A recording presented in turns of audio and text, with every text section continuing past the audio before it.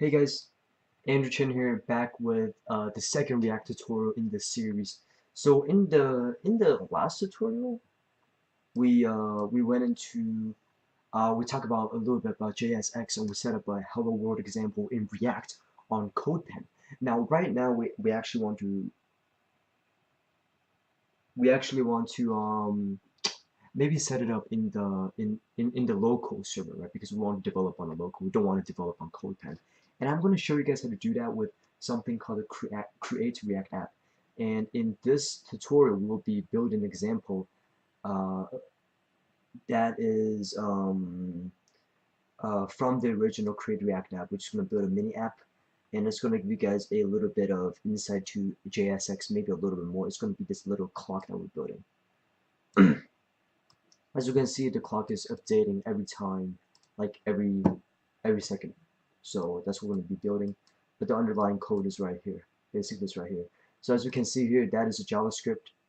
Remember, because every time we have the bracket thing inside of HTML, that is JavaScript, and then we have these HTML tags.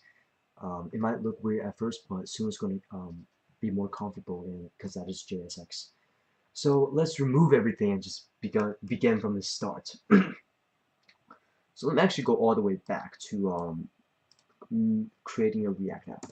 The way we create a React app is, first of all, choose a folder. So I put all my React projects into this folder called Create React Projects. And then the way we make an app is npx create React app, and then put in the name of the app. So in this case, actually, let me try npm. So this will be the clock app, I believe. Never mind, it's npx. Do not be afraid if this is going to take too long. The last time I built this actually, oh, naming restrictions. So make sure you name your stuff with lowercase. The last time I built this, it took like 10 minutes to build, so I might skip stuff. I might skip around. And yeah, the next time you see me, it might be like 9:52 that I'll resume this video. So yeah. Alright guys, actually took like what, 3 minutes to build. That was actually pretty quick. Um, so now we can, well, first of all, so this app right here is totally not the app that we just built. This one right here is search bar test. Oh, that was for another video. But we're gonna exit this out, and we're gonna open up that project. By the way, this whole thing I'm using right here is called Atom, and it is just a text editor.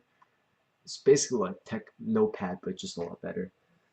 So any text editor is fine. I think the industry kind of likes VS Code or Sublime Text, but Atom is definitely fine too.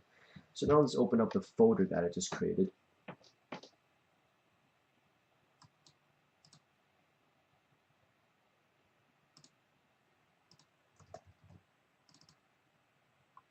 We just made clock app. We're gonna open up clock app with this select folder. Right. So now we can take a look into the clocks apps setup. So by default, it seems like there's a lot of things below. You know, we have the favicon, which is what is displaying in every single website right here. Let me pull up a website.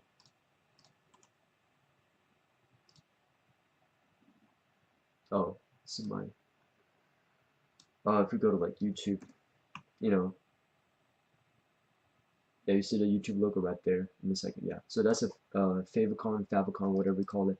This is the root HTML file. I mean the HTML file. It is kind of akin to the one that I set up on CodePen. And as we did earlier, we had a div with the ID root in the index.html, and then in index.js, we are rendering this thing called app in root. And this right here, I believe it is a JSX syntax, even though it kind of looks like, you know, it kind of looks like HTML, but in HTML you can only write stuff like that. So I believe you need a closing tag for every single, so you do need 2 tags, but I think in JSX you only need 1. So if there's nothing, no parameters, like nothing to input between app, then you just go like that to close it. So then we know the app is a JSX thing, and in this case, app is imported from a JS file called .app.js. And if we look into it, this is a lot of JSX syntax and React stuff. What I want you to actually, you don't have to keep in mind any of this right now. So let's just run this on a local server to see what we have right now. According to our command prompt, we should according to React, we should do npm start. That says starts the development server right here. So let's do that.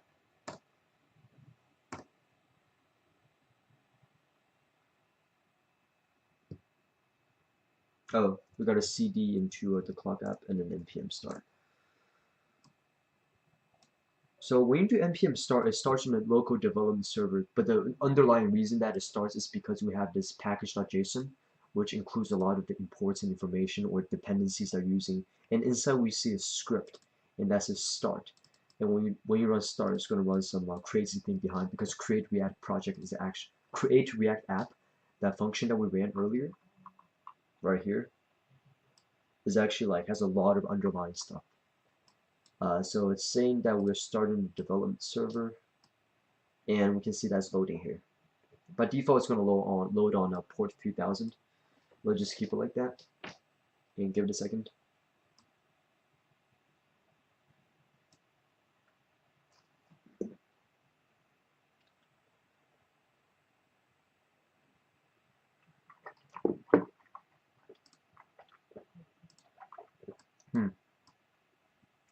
Oh man, that water tasted awful.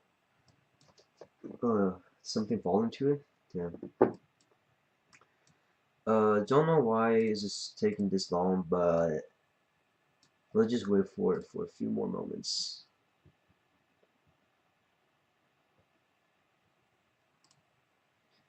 Sometimes I believe you can press enter right here, speed up the process. Yeah, I just sped up the process for some reason. I have no idea why. But we can see that this thing right here is loading, and it's like you're like, wait, where did this come from? Like we never wrote code for that. But this thing right here is actually the app.js file, and we can look into detail. This thing right here kind of corresponds to whatever this is, right? Edit source.app.js shows up right here, and then this learn.react. When you press on it, it pushes the target blank, and then we go to the react.js.org. So if we press this, it does go to react.js.org.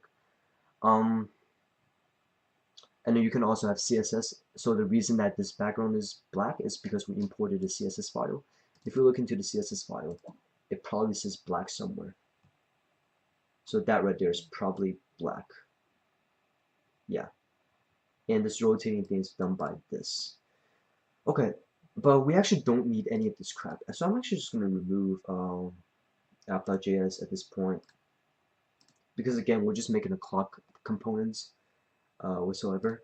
And inside of index.js, where we originally rendered the app, we can't render it now, right? Because we just deleted it. So we're going to delete that. We're just going to say hello world, which is the thing that we did earlier, right? Yeah, so it says hello world. But compared to our example, which I accidentally closed, we should have a clock running here. So let's make that now. The way we're going to do this, watch this, is first of all, let's make this more JSX, because right now that still kind of looks like HTML. So the way to make this into JSX is doing this const element equals to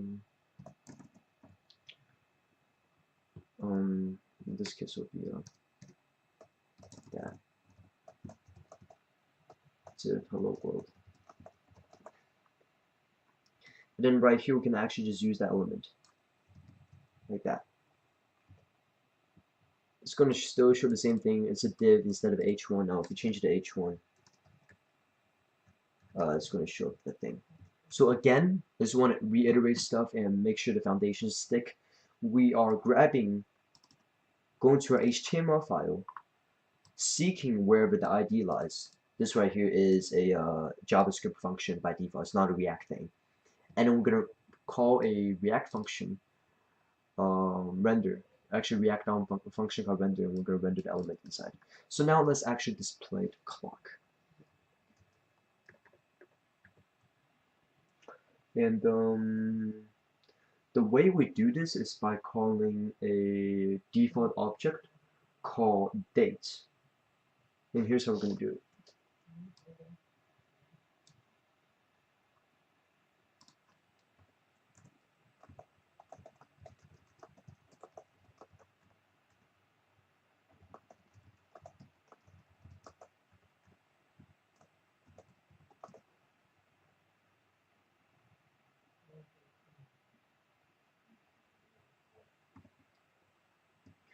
Well, not sure why this is not working. We probably need a div. Yeah, anyways, just do that right there. And if we do that, you see, this works. So date is a default JavaScript object, and if we look it up,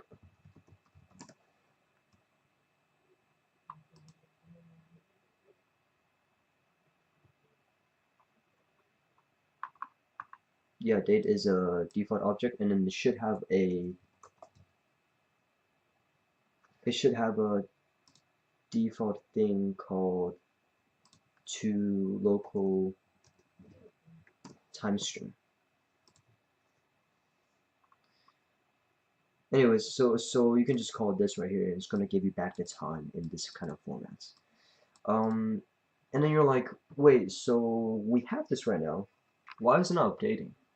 Why is it not updating? And the reason is that we're only getting this once, and we're really only calling render once. How do we call this multiple times? Now we're going to use a JavaScript thing to do this.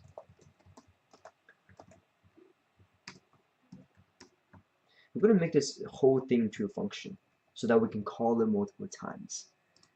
And then we can just do here set interval, tick, and then how often do we call it? 1,000.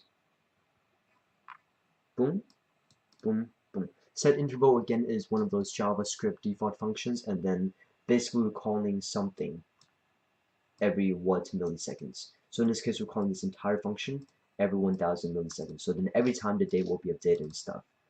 That hopefully is actually really intuitive. The main reason of this video, honestly, is to show you guys create React app and the top, right? The top of the React app, which includes this thing right here. That right there, right? But then we can definitely manipulate that. So next up, in the next video, I want to make this more React, because React is good at using multiple components and making them reusable. In this case, we have a component that is reusable, and this component can be called clock. This right here is really just a clock, but it is unfortunately not a component yet. So next up, we're going to be talking about components in React, how to reuse these JSX things, and maybe get a little bit into render, stuff like that. I'm really excited because we're really heading into the core of React.